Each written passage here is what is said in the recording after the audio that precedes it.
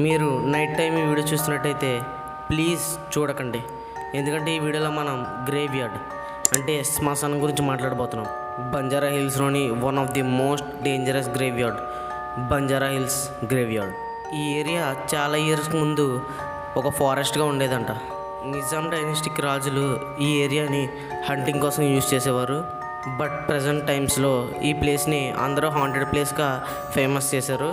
ఇక్కడ జరిగిన incidents ఏమేమంటే night time సడన్గా స్ట్రీట్ లైట్స్ బ్లింక్ అవ్వడం, ఇంకా రూట్లో వెళ్తున్న కార్స్ అండ్ బైక్స్ పంచర్ అవ్వడం, ఇట్లాంటివన్నీ జరిగేవి.